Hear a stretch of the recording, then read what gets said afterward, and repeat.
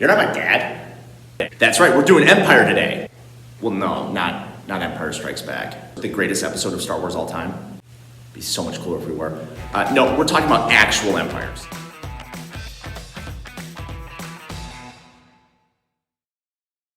Unit 6 examines the same time period as Unit 5, only now specifically looks at the effects of living in a greater industrial world. As we discussed in the Unit 5 review, industrialism is one of the biggest and most influential changes that happens in all of world history. So it's safe to say that the world is going to be very different after and during the Industrial Revolution than it was before. We discussed at length how lives changed for people, especially Europeans and Americans, because now life was based off a production-based society. But in order to get the finished goods out of a factory, you need to have raw materials to make them. And unfortunately, Americans and Europeans didn't have access to these raw materials. But they did have an answer. They did what Europeans have always done throughout history. They stole them from the people that do. They just had a nicer name for it. Imperialism, when states establish large overseas empires, generally for economic gain. I know, I'll stop you there. I know that this is nothing new. Empires have been a thing for all of world history. It's part of the competition in human nature that we always see. In so many ways, conquest allows different states to flex their muscle or even protect themselves. We've seen famous examples going back to the Roman Empire, the Mongol Empire, Islamic caliphates. There's so many examples of it. So no, imperialism is not some new thing, but it is different now because of industrialism. While it's nothing new, imperialism in the 1800s has several unique causes and rationales or justifications for why it took place. The first cause is that Europeans could finally pull off what they had wanted to do for a really long time. Remember, in Unit 4, we talked about exploration and how with the creation of all these new technologies, Europeans were actually able to get to other parts of the world. Industrialism only intensified this. It gave Europeans even more capabilities to go places they had never dreamed of. So in some ways, it happens because they can. The invention of both steamships and railroads connected the world even further and allowed European states to expand outside their borders with ease. Okay, so Europeans definitely had the motive of gaining raw materials for the Industrial Revolution. And they also had the technology that gave them the capability to actually expand. There's other reasons why imperialism takes place during this time too. Remember, an ongoing change during this time is the rise of nationalism. My country is better than your country because it's mine. It's really that simple. And imperialism in many ways is nationalism in action. You can prove how awesome and better your country is through literal conquest. And many countries will do that, including Japan and the United States. Japan's rapid imperial and industrial growth could be seen when it invaded China in the Sino-Japanese War in 1895, and later when it attacked Russia in the Russo-Japanese War of 1905, basically announcing Japan as a world power. Ever since U.S. Admiral Matthew Perry landed in Japan, Japan had been on the fast track to becoming a world power. It was definitely a threat. And speaking of the United States has been looking for legitimacy ever since it became its own independent state after the American Revolution. From its birth, the United States has been constantly expanding. It really truly is an empire. After the U.S. Civil War, however, the United States truly begins to look outside its own borders. U.S. Admiral Alfred Thayer Mahan encouraged the buildup of a massive modern navy, which really brought the U.S. to world power status. The United States had already been steadily growing into an empire throughout the 1800s, often justifying westward expansion through the guise of manifest destiny or a belief in a God-given right to expand.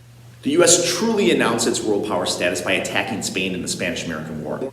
Whether that was warranted or not is still kind of iffy. Basically, the ship called the Maine blew up, and they blamed the Maine on Spain. I don't know if that's true or not, but it did result in the U.S. growing to this height as a world power. Now, imperialism is also often rationalized through different ideologies.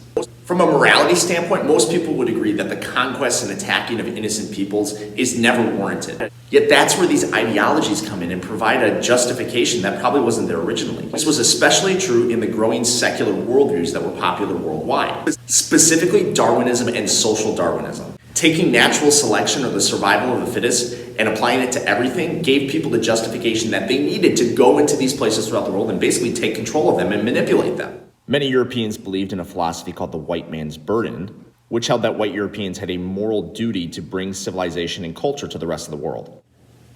This ideology is definitely dangerous, and it provides justification for some pretty shady tactics. Yet there were some people who thought that what they were doing in imperialism and going to other parts of the world was actually morally good. Many Europeans saw imperialism as an opportunity for Christian missions, like David Livingstone, who spent much of his life traveling through Africa spreading the gospel. Remember, this was true with early European colonization efforts as well, as many Catholic monks and missionaries went throughout the world trying to spread Christianity and convert native peoples. Overall, the number one rationale for imperialism remains economic gain. Again, this is all tied up in industrialism. Overall, the industrial era led to a new imperialism in which economic pursuits dominated the reasons for imperialism, especially the pursuit of raw materials in order to fuel the Industrial Revolution.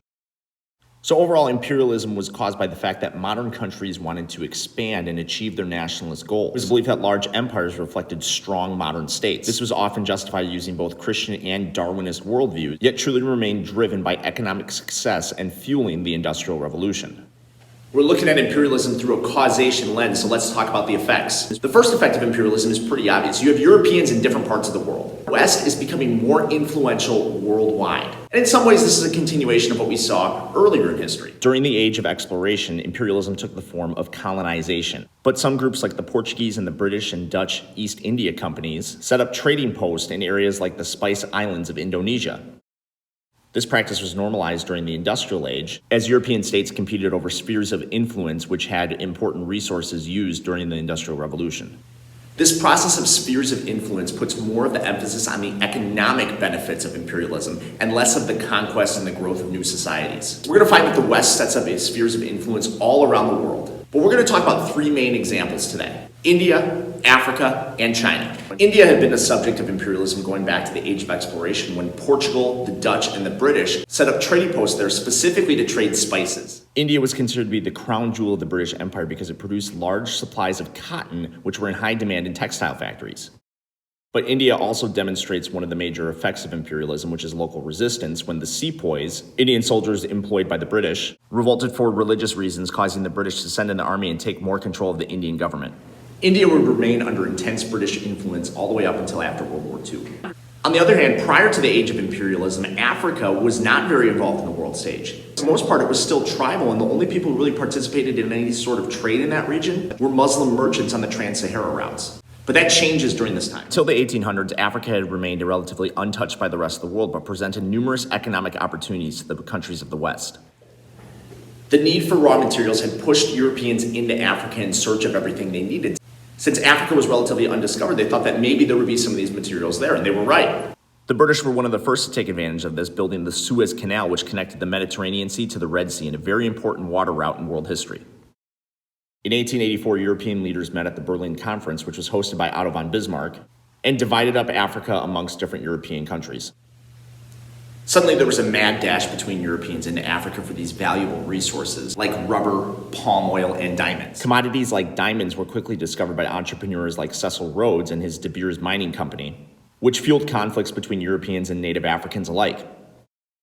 One example is the Boer Wars, which raged in South Africa between the British and the Dutch, which ensured British domination of resources and land in South Africa. This scramble for Africa, as it's called, had severe effects on the people who were already living there. King Leopold II of Belgium personally financed the new colony of Congo and reinstituted systems of slavery back in Africa. While they didn't call it slavery, it still was. And European involvement forced Africans to focus more on cash crops instead of subsistence farming, which in many cases caused famine and resulted in a very poor Africa as a whole. Because of European involvement, Africa remained very divided. And yet there are many examples of Africans resisting European imperialism, just like what happened in India. Some of them have cool names like the War of the Golden Stool, and others were much smaller and regional and overall unsuccessful. Yet by the 1900s, it's clear that European involvement is here to stay. And it's one of the reasons why Africa remains in the current state that it does. For some African leaders and states like Muhammad Ali of Egypt embraced European imperialism, in this case nationalizing Egypt's cotton fields and creating a strong trading relationship with the rest of Europe. You might remember that China had been thriving at this point under the leadership of the Qing dynasty. It's China's last true dynasty, because unfortunately it will crumble under the influence of European imperialism. The Qing had fought a battle of deciding whether or not to open up to European trade. For the most part, they had resisted this. However, Great Britain was able to trade in China, and they introduced the trade of the drug opium. And Great Britain made tons of money off of this in China. So the Qing dynasty decided to outlaw the sale of opium within China, to which Great Britain said, good joke, we're going to do it anyways, and continue to smuggle in opium into this country. China feared that opium had severely corrupted the Chinese population and quickly fought back against the British. But the size and technology of the British Army and Navy allowed for the British to very easily win the First Opium War. The resulting Treaty of Nanking forced China to further open up its port and grant Great Britain exclusive trading rights within China.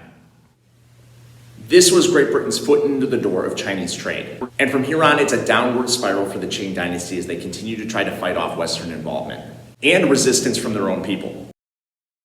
The ensuing religious Taiping Rebellion required British aid to quell and created an even greater Chinese reliance on the West. When an anti-imperialist group called the Boxers rebelled in 1900, China again turned to a coalition of Western states to end the rebellion. This reliance on the West destroyed Qing legitimization and forced China into more modern styles of government and even embracing industrialization.